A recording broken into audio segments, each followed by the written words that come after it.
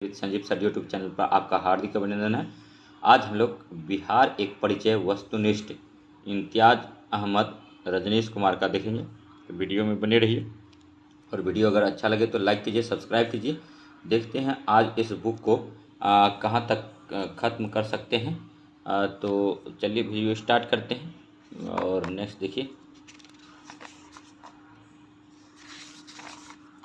तो चलिए स्टार्ट करते हैं। तो देखिए बिहार का इतिहास, बिहार का स्रोत चैप्टर फर्स्ट है, तो आप जानते हैं, ठीक है। प्राचीन बिहार के इतिहास के जानकारी के मुख्य स्रोत भग्नावशेष, यात्रा वृत्तांत और अभिलेख, धार्मिक ग्रंथ, इनसे मिलता है।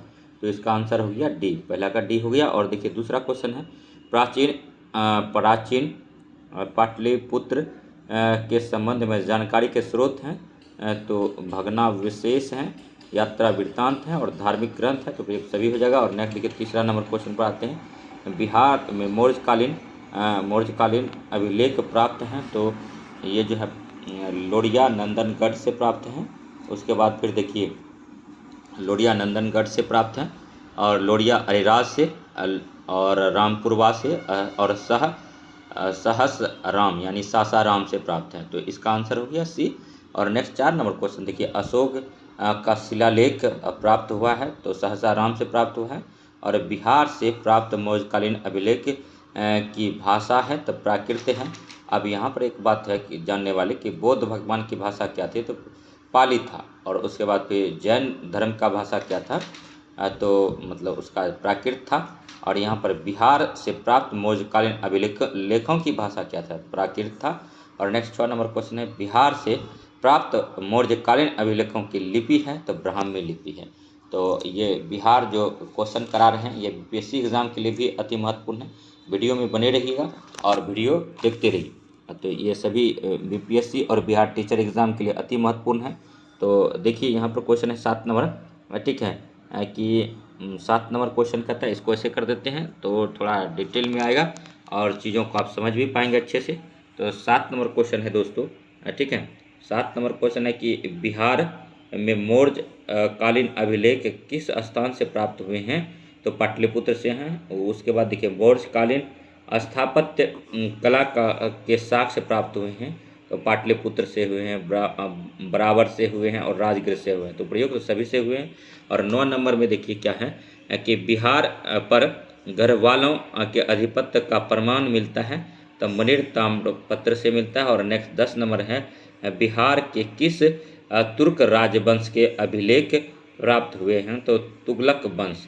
और नेक्स्ट 11 नंबर क्वेश्चन है, ठीक है, बिहार के किस क्षेत्र के संबंध में वसातीनुल उन्स एक मूल्यवान स्रोत है, तो तिरहुत से।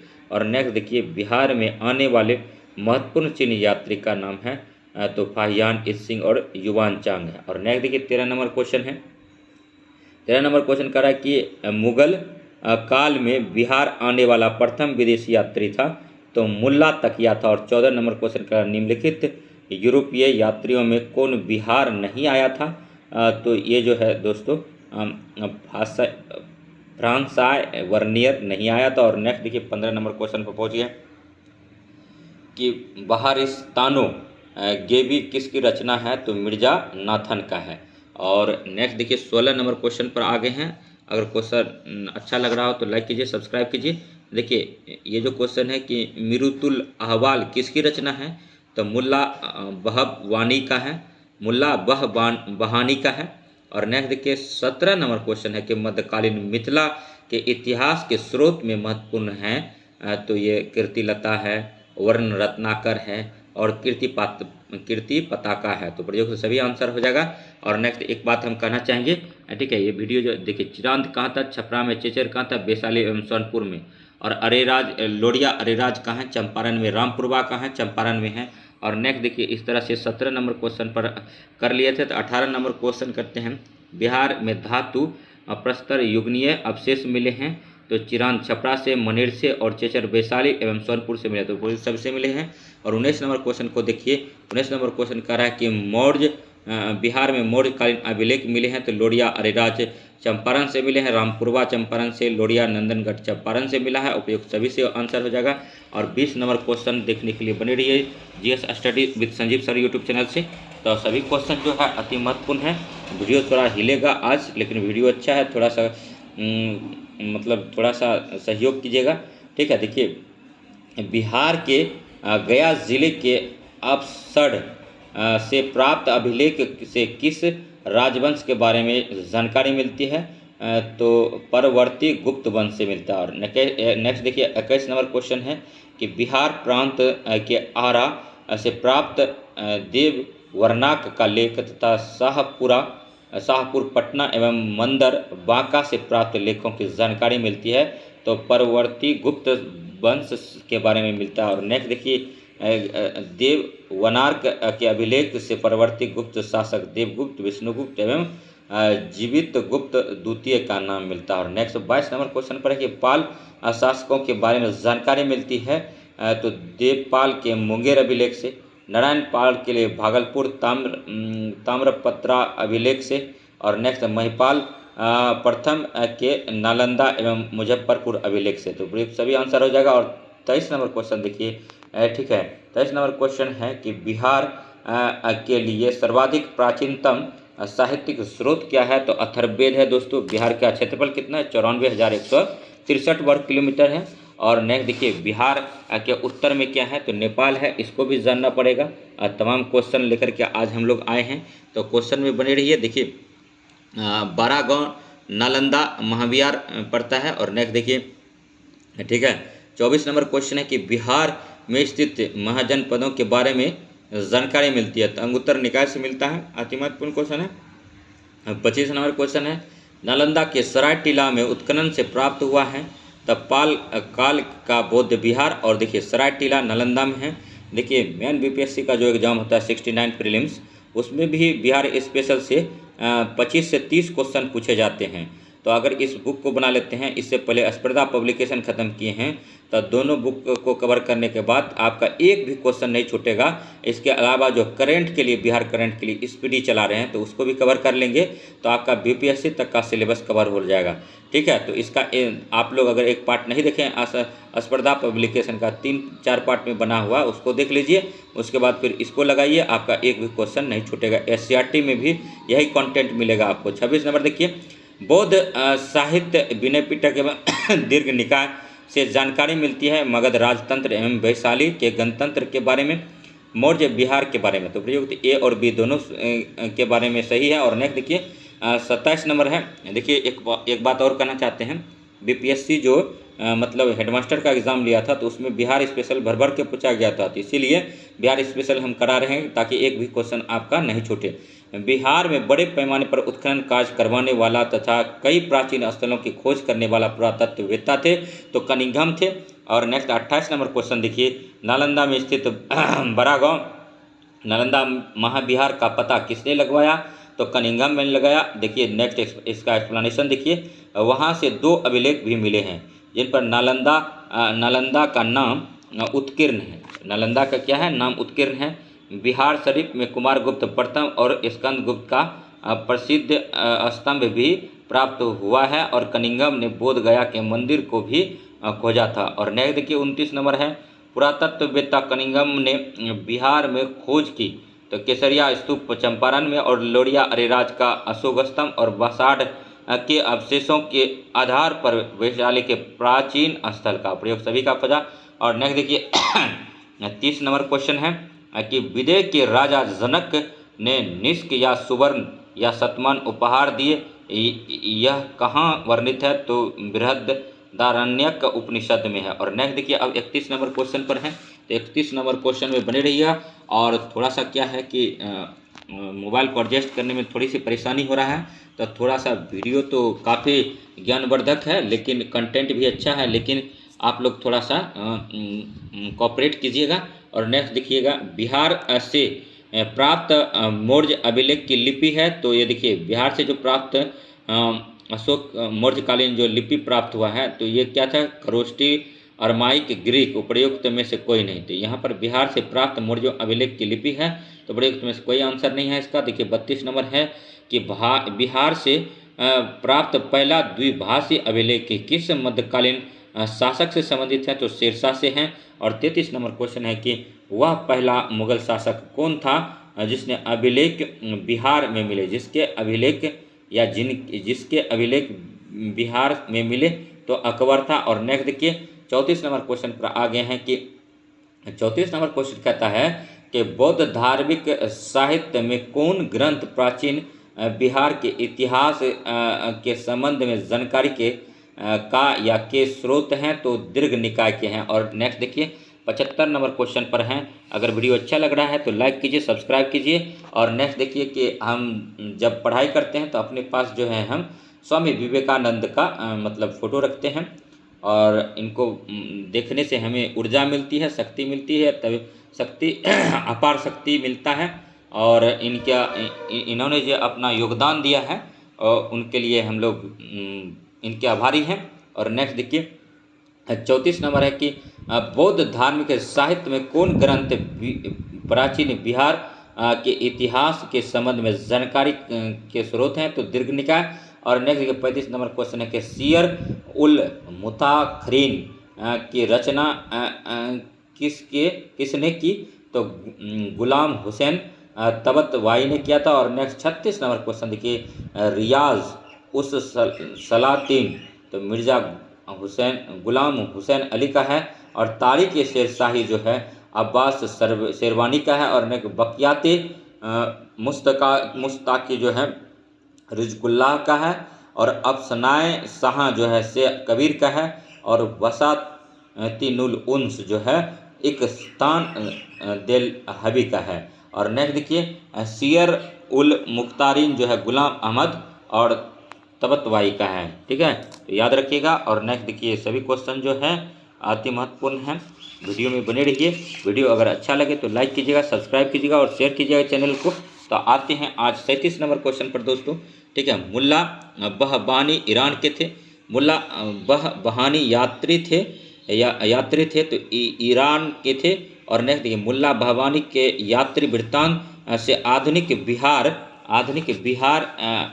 के बारे में जानकारी मिलती है, तो ये भी याद रखेंगे। और नेक्स्ट देखिए बिहार का क्षेत्रफल कितना है? 94,163 वर्ग किलोमीटर है। बीच बीच में कुछ फैक्ट वाले क्वेश्चन कराते रहेंगे, ये कॉन्सेप्ट वाले हैं। आधुनिक बिहार के अध्ययन के लिए स्रोत हैं तो फ्रांसीसी बुकानन द्वारा संकलित विभिन्न report, district gazetted land survey and settlement report और Fort William India House correspondence series उपयुक्त में से सभी। देखिए यही इसीलिए हम कहते हैं कि हमेशा चीज़ों को डिटेल में पढ़ना चाहिए। इम्तियाज़ अहमद का सब्जेक्टिव बुक है, उसको भी हम दिखा देंगे। अगर वो पढ़ते तो ये सब क्वेश्चन आसानी से आपको समझ में बनता। अभी लग रहा होगा कि क्या चल रहा है, लेकिन देखिए करना तो पड़ेगा। अब बीपीएससी एग्ज़ाम लेगी, अगर क्वेश्चन का लेवल अप कर दिया तो आप क्या करेंगे? ठीक है, 39 नंबर है कौटिल्य के अर्थशास्त्र में किस पहलू पर प्रकाश डाला गया है? तो राजनीतिक नीतियों पर डाला गया है। 40 नंबर क्वेश्चन है कि अफसड गया से प्राप्त एक मंदिर का भग्नावशेष प्राप्त हुआ है, इसके दीवारों पर कथा दृश्य अंकित है, तो रामायण के हैं। और नेक्स्ट देखिए अब प्राचीन बिहार पढ़ेंगे। और अफसड कहाँ है? तो गया में है। और नेक्स्ट देखिए पहला क्वेश्चन है पूर्व ऐतिहासिक बिहार का, तो बिहार में पूर्व ऐतिहासिक काल का आरंभ होता है अनुमानतः मतलब 40,000 ईसा पूर्व।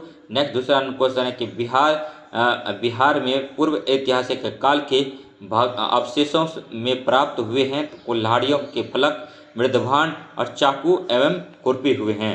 और नेक्स्ट देखिए, ठीक है, तो नेक्स्ट 3 नंबर क्वेश्चन पर आते हैं। वीडियो अगर अच्छा लगे तो लाइक कीजिएगा, सब्सक्राइब कीजिएगा और शेयर कीजिएगा। और नेक्स्ट देखिए वीडियो में बने रहिएगा। थोड़ा सा वीडियो हिलेगा लेकिन काम वाला चीज़ है। बिहार में आदि मानव के निवास के आरंभिक साक्ष्य कहाँ से प्राप्त हुई है? तो मुंगेर एवं नालंदा से हुआ है। और चौथा नंबर है बिहार में आदि मानव के उपस्थिति के आरंभिक साक्ष्य किस युग के हैं? तो पूर्व प्रस्तर युग के हैं। और पांचवा नंबर है कि बिहार में मध्यवर्ती प्रस्तर युग के साक्ष्य मिले हैं, मुंगेर से मिले हैं। मुंगेर जो है गंगा नदी तट पर अवस्थित। और बिहार में चिरांद, सारण एवं चेचर वैशाली से किस युग के अवशेष प्राप्त हुए हैं? तो नव प्रस्तर युग के हैं। और नेक्स्ट देखिए 7 नंबर क्वेश्चन है कि बिहार में ताम्र प्रस्तर युग के प्रवृत्ति चरण के अवशेष कहाँ से प्राप्त हुए हैं? तो चिरांद, सारण, सोनपुर एवं मनेर, चेचर, वैशाली उपयुक्त सभी। चिरांद, सारण, चेचर, वैशाली।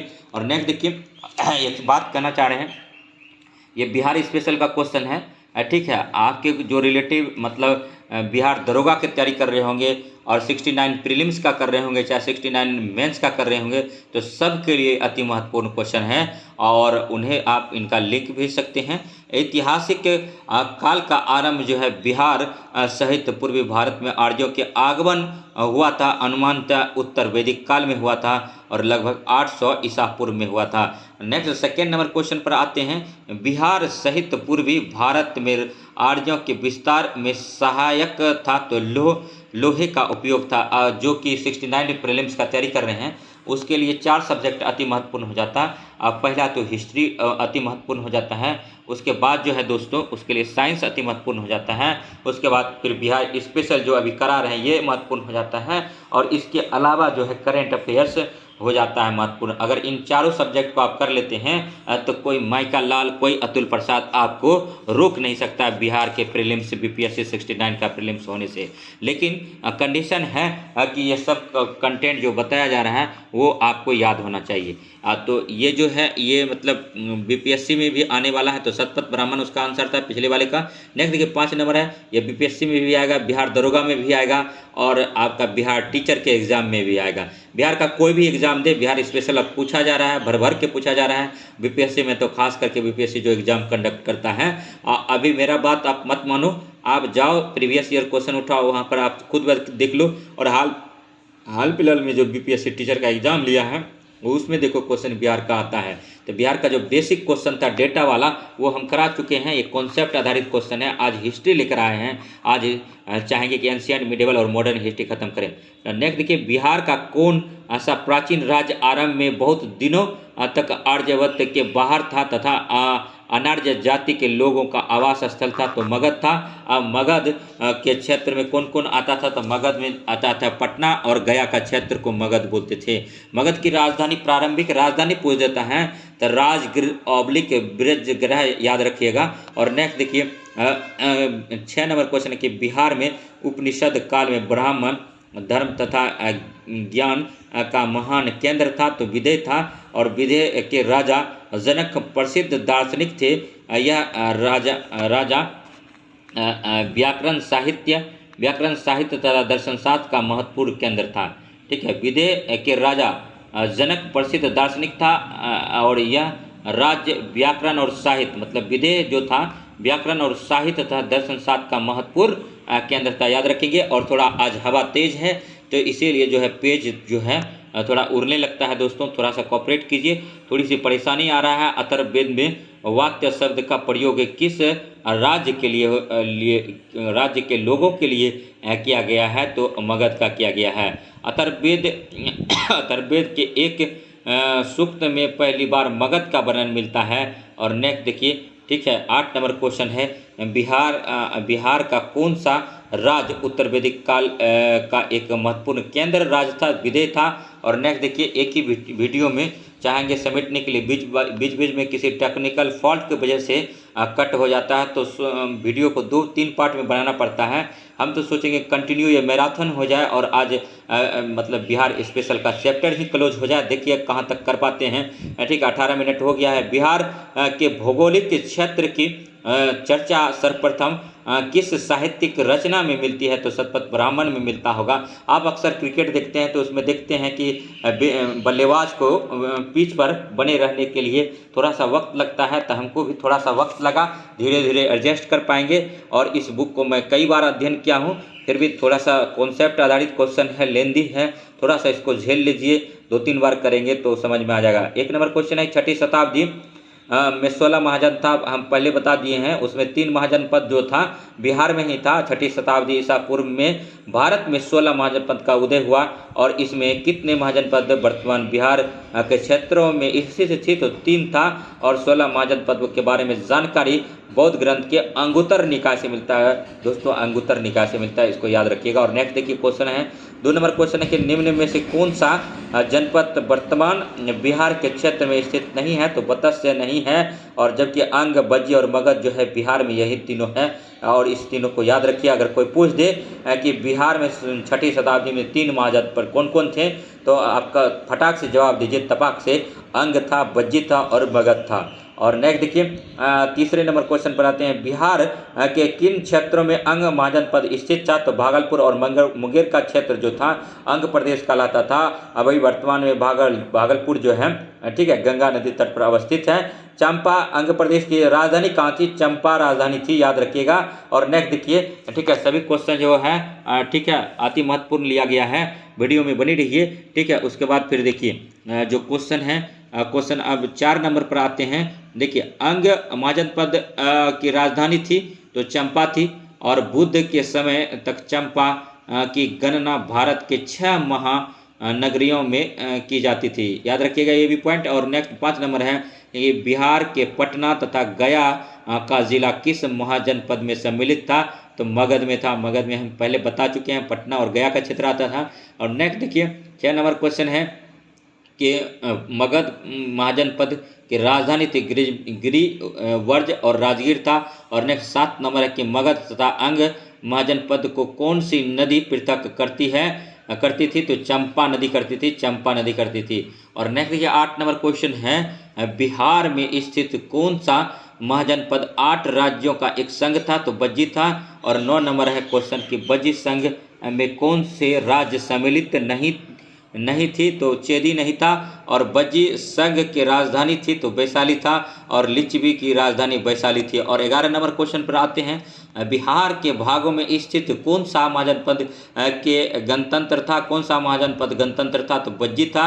और 12 नंबर क्वेश्चन देखिए, ईसा प्रथम 6ठी शताब्दी में विश्व की प्रथम गणतात्मक व्यवस्था कहाँ थी, तो वैशाली में था। मगध का प्रथम राजधानी कौन सी थी, तो गिरिवर्ज राजगीर था। और 14 नंबर क्वेश्चन पर आते हैं, प्राचीन भारत के 16 महाजनपद में से एक था, तो अंग था। दोस्तों बीपीएससी प्रीलिम्स का जो है मतलब बीपीएससी टीचर एग्जाम का और प्रीलिम्स का तैयारी जो है पूरा फुल सिलेबस बहुत कम ही एस्पायरेंट्स कर पाते हैं, क्योंकि पूरा कवर करने के लिए उसको जो है बुक पढ़ना पड़ेगा। वो यूट्यूबर से पढ़ते हैं, किसी टीचर से पढ़ते हैं।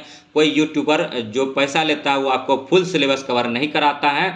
और देखिए आज फुल सिलेबस इस सिर्फ एकमात्र बिहार का चैनल है जहां पर पूरा फुल सिलेबस कराया जाएगा, और बिहार टीचर के लिए और बीपीएससी के लिए। तो फिलहाल बिहार टीचर को केंद्र में रख के, सेंटर में रख के काम कर रहे हैं, क्योंकि बहुत बड़ी वैकेंसी है ये।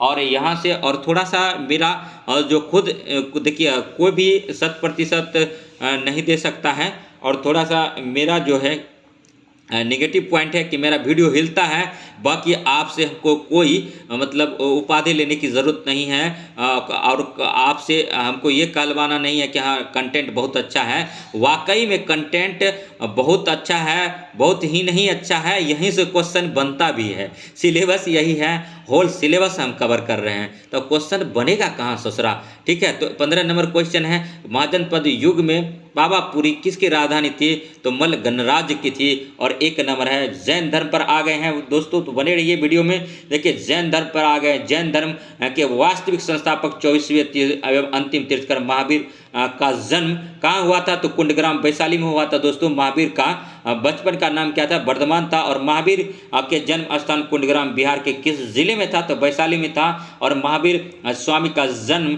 का वर्ष आमतौर पर 540 ईसा पूर्व माना जाता है। फटाफट क्वेश्चन करेंगे। महावीर स्वामी के पिता सिद्धार्थ का संबंध था, तो बज्जी संघ से था।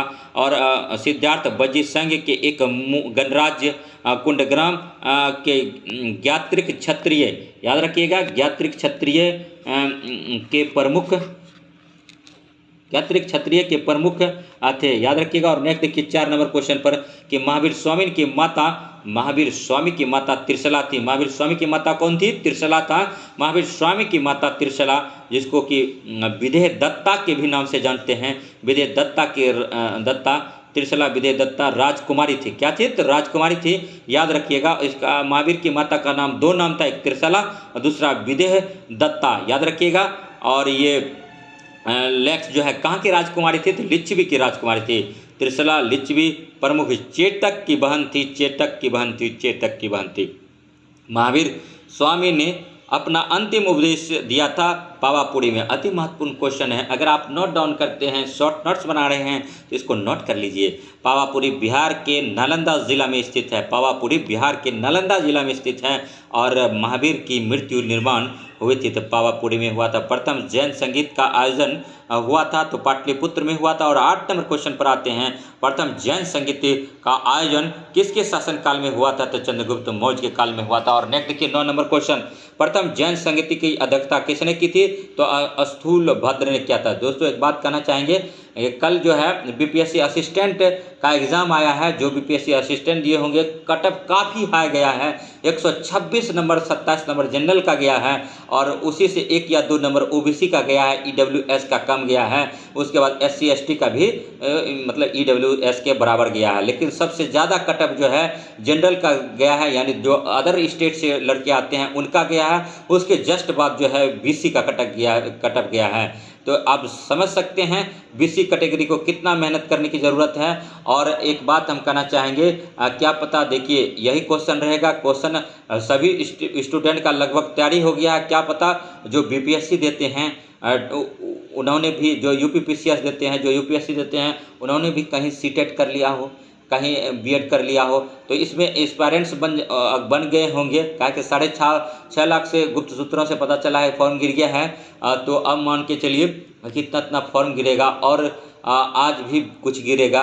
तो इन सब बातों को ध्यान में रखते हुए हमको लगता है कि कटअप कहीं हाई चला जाए, तो इसीलिए बीपीएससी जहाँ जहाँ से क्वेश्चन पूछता है उनके सारे एरिया को कवर इतना कम समय में एक ही चैनल करेगा गारंटी के साथ, वो है GS study with Sanjeev Kumar. देखिए प्रथम बौद्ध जैन संगीति की अध्यक्षता किसने की थी? तो स्थूल भद्र ने किया था।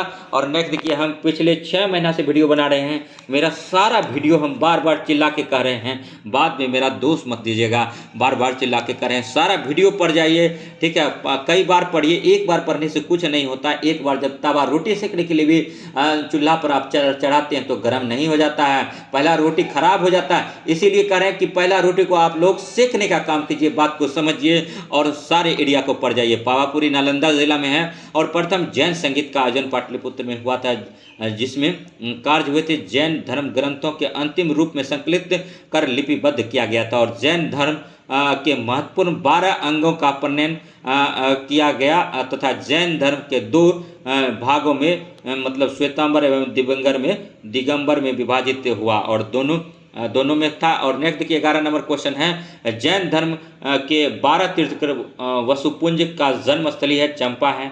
तो आज जैन धर्म खत्म हो गया, अब बौद्ध धर्म में आते हैं। दोस्तों हवा तेज है, इसको उल्टा कर देते हैं ताकि हमको भी डिस्टरबेंस नहीं होगा। हमको पढ़ाने के लिए कूल चाहिए माइंड।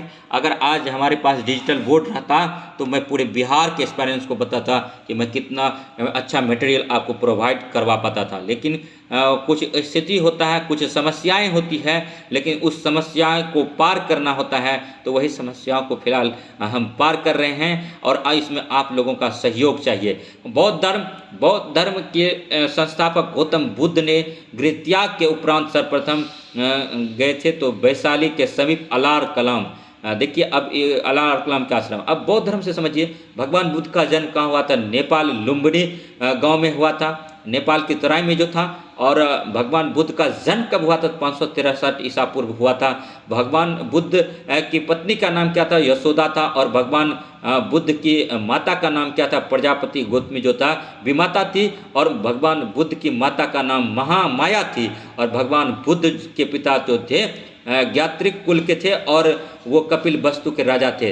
तो भगवान बुद्ध ने 29 वर्ष की अवस्था में अपनी सुंदर सी बीवी यानी पत्नी और सुंदर सा पुत्र राहुल का मतलब रात्रि में मतलब त्याग किया था। उसको छोड़ करके, ठीक है, उससे आंख नहीं मिला सके, उसको मतलब नींद से जगा नहीं पाए और उनको सोते हुए अवस्था में आराम से निकल लिए और उनके मतलब सिर्फ पैरों का स्पर्श किया बच्चा और बीवी का, उसके बाद फिर निकल चले। और उसका साथी जो था सारथी, ठीक है, मतलब कंथक था, उसके घोड़ी का नाम चेन्ना था, उरुवेला एक नदी था, और मतलब वहीं से सारथी को वापस कर दिया।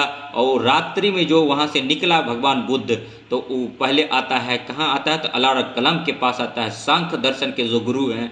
और तो क्वेश्चन पूछा जाता है कि उस जो मतलब रात्रि में जो निकला उस अवस्था को क्या बोलेंगे, तो उसको महाभिनिष्क्रमण बोलेंगे।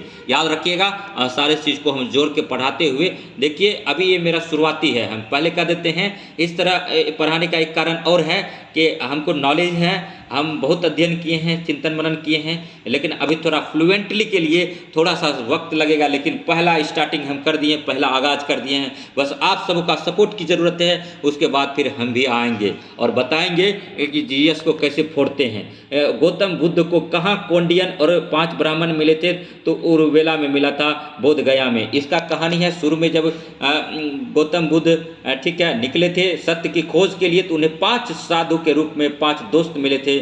और ये गौतम बुद्ध कहाँ कौंडियन और 5 ब्राह्मण मिले थे, तो उरुवेला में मिले थे। बोध गया का जगह था, बोध गया में फल्गु नदी बहती है, और पूरे गया की बात करें तो निरंजना नदी बहती है। तो देखिए यहाँ पर 5 साधु मिले थे, लेकिन हुआ क्या कि सुजाता नाम की एक नर्तकी थी जो कि काफ़ी सुंदर थी। उन्होंने क्या किया, ये लोग तप कर रहे थे और उन्होंने खीर दे दिया, उनके हाथ से इन्होंने महात्मा बुद्ध ने खीर खा लिया। तो इसको क्या लगा कि ये मतलब जो है भगवान बुद्ध के चरित्र पर इन्होंने उंगली उठाया। पांचों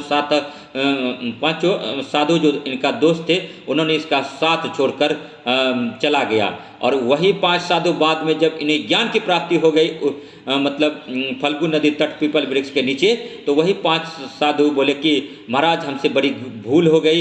इन्होंने उसको कई तरह के क्वेश्चन किए। जब सब क्वेश्चन का जवाब दे दिया, इन्होंने मान लिया कि नहीं, गौतम बुद्ध को सत्य में ज्ञान की प्राप्ति हो गई। उसके बाद पहला उपदेश किसको दिया, तो सारनाथ में इन्हीं 5 साधु को दिया था। ये भी याद रखिए, ये और कहीं किसी चैनल पर पूरा डिटेल में नहीं बताया जाएगा।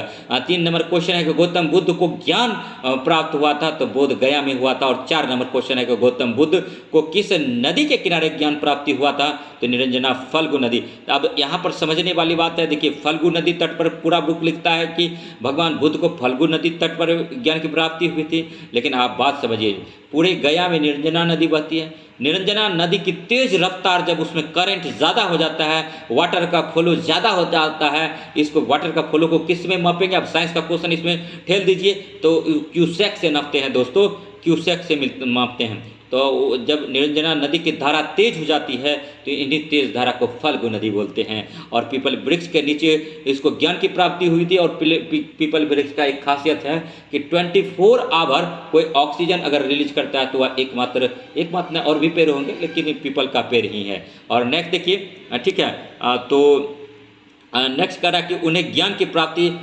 बोध गया में और निरंजना नदी के किनारे एक पीपल वृक्ष के नीचे हुई।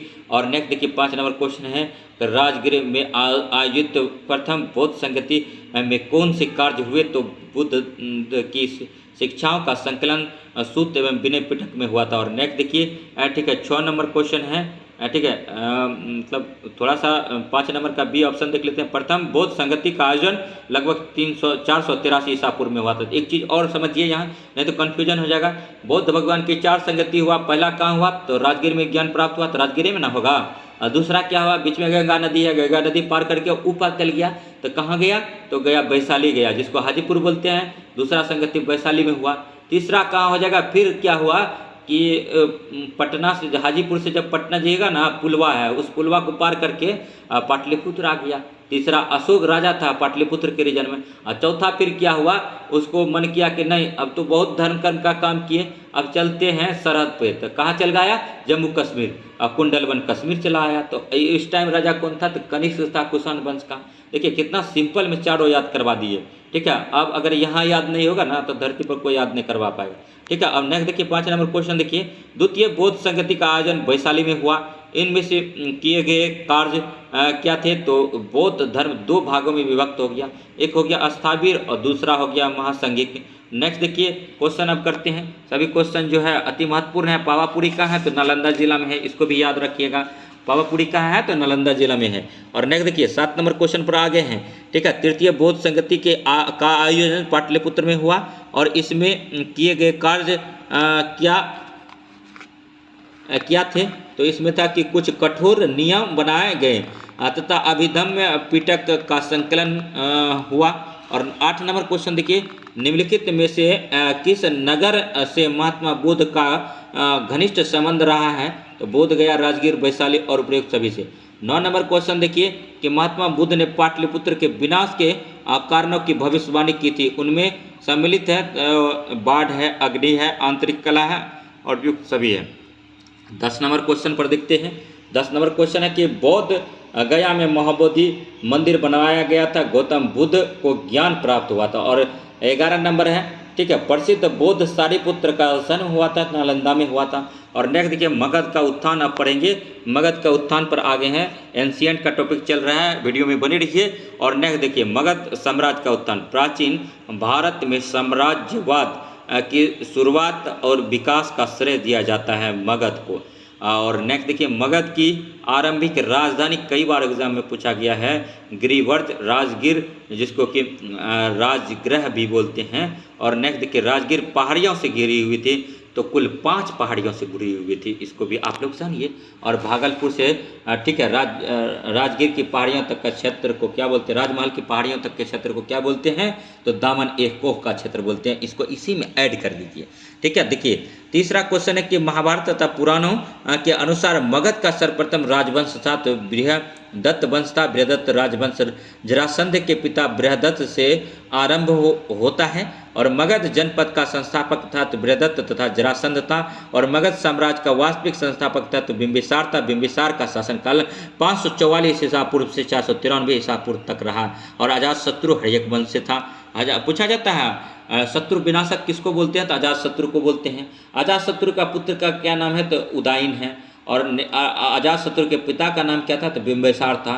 और जैसे बिंबिसार, अजातशत्रु या फिर मान के चलिए ठीक है उदयन या उदयन किस वंश से संबंधित था? तो हर्यक वंश से था मेरे प्यारे दोस्तों। और नेक्स्ट देखिए क्वेश्चन पर आते हैं, मगध साम्राज्य का वास्तविक संस्थापक किसे माना जाता है? तो बिंबिसार को ही माना जाता है, मतलब अजातशत्रु के पिता को माना जाता है।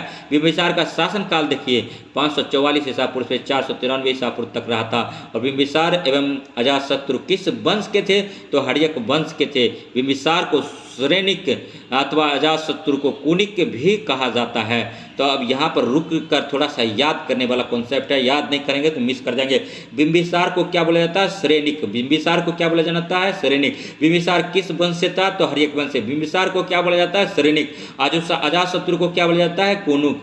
अजातशत्रु का उपनाम क्या था? कुनिक। अजातशत्रु का उपनाम क्या था? कुनिक। अजातशत्रु का उपनाम क्या था? कुनिक। और बिंबिसार महात्मा बुद्ध के मित्र था। बिंबिसार कौन था? तो महात्मा बुद्ध का मित्र था, ये भी याद रखेंगे। 7 नंबर क्वेश्चन पर आते हैं, मगध साम्राज्य का उत्कर्ष प्रारंभ हुआ था बिंबिसार के शासनकाल में। और 8 नंबर क्वेश्चन पर आते हैं, बिंबिसार ने किस राजकुमारी के साथ विवाह किया था? तो कौशल देवी, चेलेना, खेमा, उपयुक्त सभी से किया था।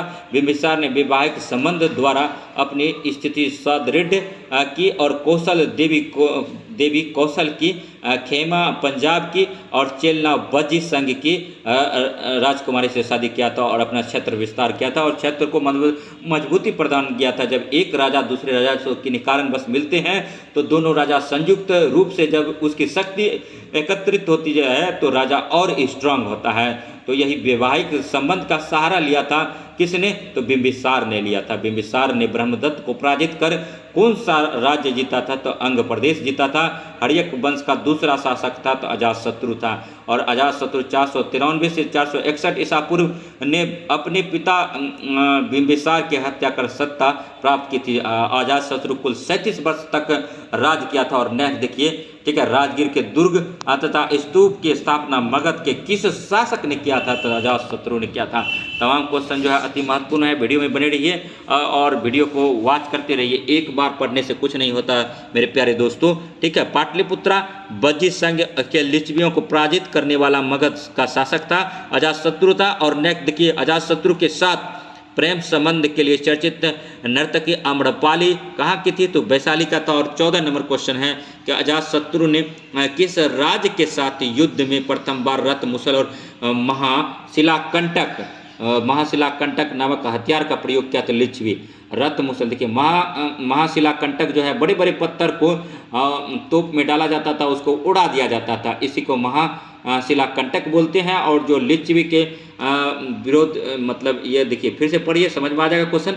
अजातशत्रु ने किस राज्य के साथ युद्ध में प्रथम बार रथ मुसल और महाशिलाकंटक नामक हथियार का प्रयोग किया था? तो लिच्छवी के विरुद्ध किया था दोस्तों, प्यारे मेरे साथियों। और नेक्स्ट देखिए बीपीएससी 42वीं में पूछा गया क्वेश्चन आ रहा है आपके सामने स्क्रीन पर।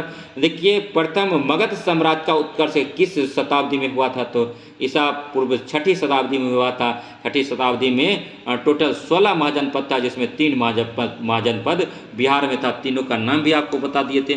और नेक्स्ट देखिए पाटलिपुत्र नगर की स्थापना किस शासक ने किया था? तो उदयन ने किया था। अजातशत्रु के बाद उदयन मगध की गद्दी पर बैठा, उसे उदयभद्र भी कहा गया है। और नेक्स्ट देखिए 17 नंबर क्वेश्चन है, किस राजा ने पाटलिपुत्र को सर्वप्रथम मगध की राजधानी बनाया? तो उदयन ने बनाया था। हर्यक वंश का अंतिम शासक कौन था? तो नागदशक था। और 19 नंबर क्वेश्चन है कि हर्यक वंश के उपरांत मगध पर किस वंश का सत्ता स्थापित हुई? तो शिशुनाग वंश का हुआ।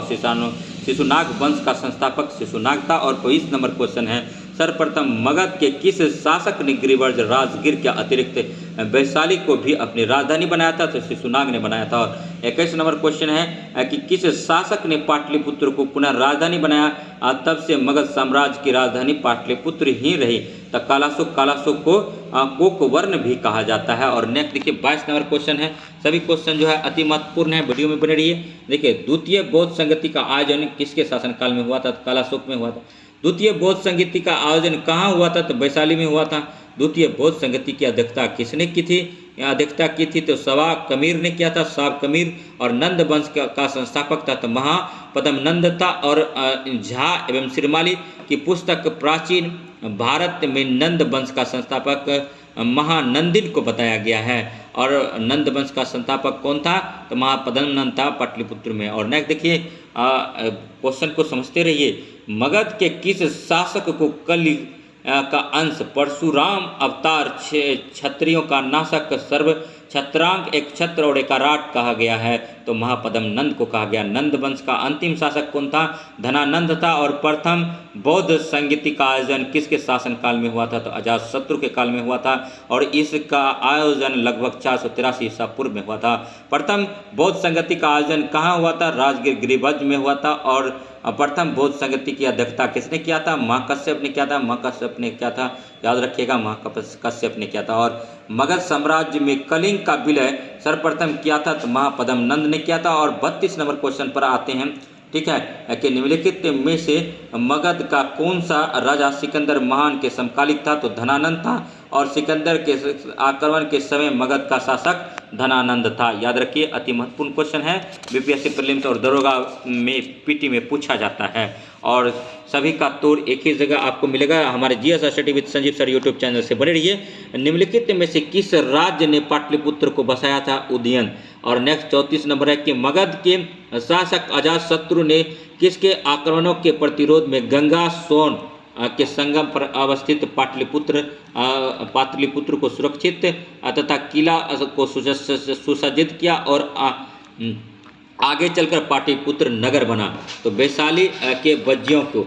और नेक्स्ट देखिए सभी क्वेश्चन जो अति महत्वपूर्ण है। और मौर्य साम्राज्य पर आगे हैं। मौर्य साम्राज्य का संस्थापक था तो चंद्रगुप्त मौर्य था। मौर्य साम्राज्य की राजधानी थी तो पाटलिपुत्र था। और चंद्रगुप्त मौर्य ने मगध की सत्ता किसकी सहायता से प्राप्त किया था? तो चाणक्य, कौटिल्य, विष्णुगुप्त की सहायता से प्राप्त किया था। और मौर्य साम्राज्य की स्थापना 320 ईसा पूर्व में हुआ। और नेक्स्ट क्वेश्चन है कि यूनानी दूत मेगास्थनीज किसके दरबार में पाटलिपुत्र आया था? तो चंद्रगुप्त मौर्य के दरबार में आया था। और नेक्स्ट देखिए मेगास्थनीज का पाटलिपुत्र आगमन हुआ 315 ईसा पूर्व में हुआ था। और 7 नंबर क्वेश्चन है, चंद्रगुप्त मौर्य के दरबार में मेगास्थनीज को भेजने वाला शासक था? तो सेल्यूकस था। और किस शासक के शासनकाल में के समय मगध पर 12 वर्ष का भीषण अकाल पड़ा था? तो चंद्रगुप्त मौर्य के समय पड़ा था। वीडियो में बने रहिए। वीडियो अगर अच्छा लगे तो लाइक कीजिए, सब्सक्राइब कीजिए और शेयर कीजिए तथा इसी प्रकार का वीडियो देखने के लिए हमारे GS study with Sanjeev sir YouTube channel से बने रहिए। और और थोड़ा सा सब्सक्राइब कर दीजिए प्लीज़। चंद्रगुप्त मौर्य का प्रधानमंत्री था तो चाणक्य था, चंद्रगुप्त मौर्य का प्रधानमंत्री था चाणक्य था, चंद्रगुप्त मौर्य का गुरु भी पूछते तो चाणक्य कौटिल्य विष्णुगुप्त था। और नेक्स्ट देखिए, किससे मुक्ति दिलाने के कारण चंद्रगुप्त मौर्य को भारत का मुक्तिदाता कहा जाता है, तो यूनानियों से। किससे मुक्ति दिलाने के कारण चंद्रगुप्त मौर्य को भारत का मुक्ति कहा जाता है, यूनानियों से। वह स्रोत जिसमें पाटलिपुत्र के प्रशासन का उपलब्ध था वह था इंडिका था। तो चलिए नेक्स्ट फिर वीडियो बनाएंगे, तब तक के लिए धन्यवाद। जय हिंद, जय भारत।